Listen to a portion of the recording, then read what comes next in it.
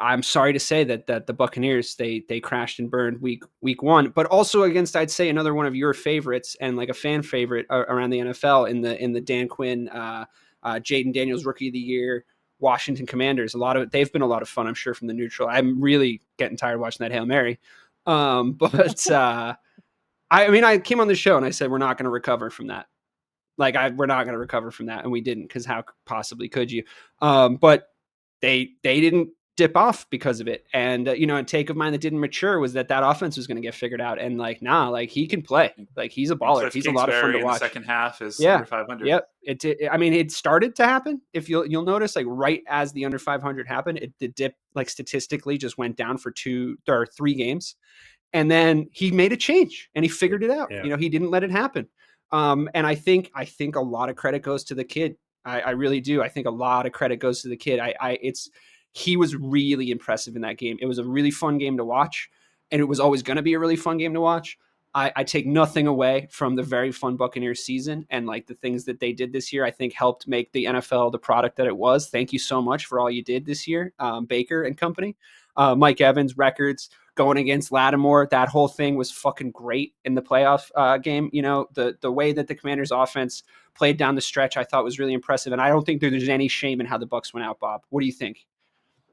Couldn't agree more. I know Baker didn't. I Lovey or not Lovey Smith. Todd Bowles might be the worst. Todd Bowles might be the worst coach left in the playoffs. It's kind of funny that you said Lovey Smith, though. Well, he's out. He's out. Well, not left.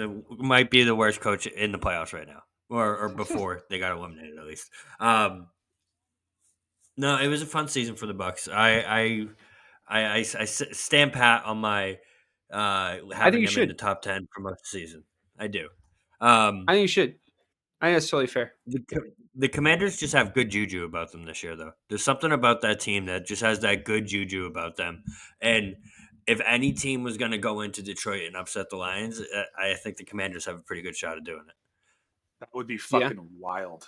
Wild. If that it would be so wild. But, I mean, if they can just it keep would, the but game I mean, close, it's set up perfectly, though. It's set up perfectly with how depleted the Lions are. Like, you're really right, Bob. Like, that's crazy to think about. Like, if you looked at that game 3-4 weeks ago and you were a Washington Commanders fan, you'd be fucking shitting yourself, right? Like, you'd be like, oh, the Lions are going to wax us.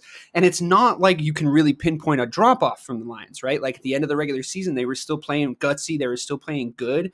They were still producing on the offensive side of the ball. They exposed fraudulent teams down the stretch. They did everything asked of them. But narratively, that Washington Commanders team is like hard to play against. And in a shootout, anything can happen, right?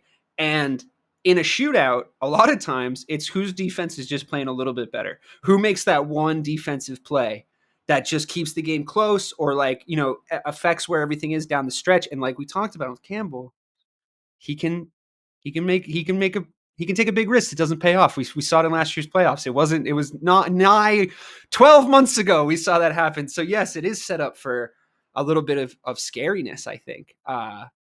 Mike, could it happen? Would you bet it? Yeah, I'd bet it. Only because if it did happen, like that's the way that that's a like great plus 250 right there, easy. Yeah. Odds are that the Lions are going to wax the Commanders. But like this is a great turnaround season. Team NFC, who we lost to this year, Dave, by the way. Not yet. Picked. Oh wait, did they announce the people? Yeah, we still could potentially win. Is that true? Yeah, we were 1 point behind. We could potentially tie. You're right. It took me so long to figure out. I was like an idiot trying to figure it out. But they had the Commanders winning 4 games this year, and they won fucking 12. I know. It was a big turnaround. I mean, I don't really blame them for that prediction necessarily, right? I mean, like 2 seasons or last season, the Commanders had a fire sale. You know what I mean? Yeah. Like they lost a shitload of games. They had a fire sale from their defense, and now all of a sudden they're good. It's really weird. I think Quinn did a really good job turning everything around. I think they made a really good selection at QB.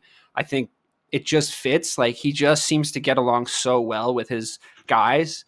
Like, the relationship between him and like his main targets and weapons is a good one. You can just tell by the way they like sort of are and the way they like sort of chop it up and how they are with each other.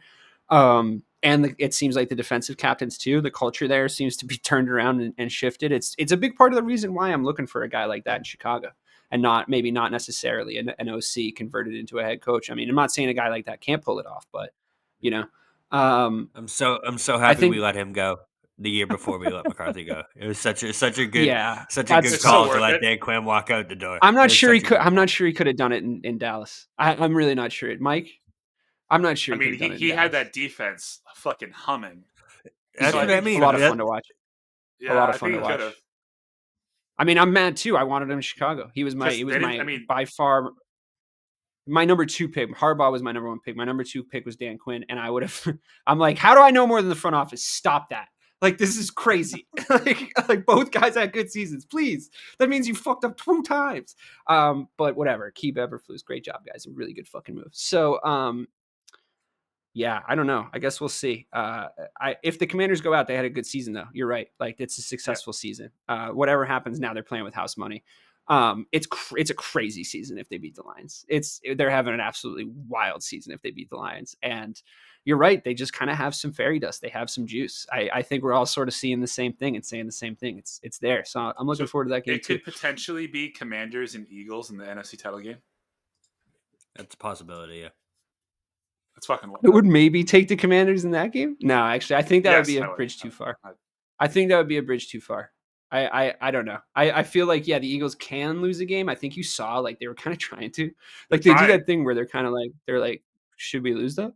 Like maybe we should lose. What do you guys think? Like that's kind of how the Eagles approached. And I think it's just like their kind of DNA. Like they're kind of like, what if we lost though? Would that be like something that would be fun for everybody?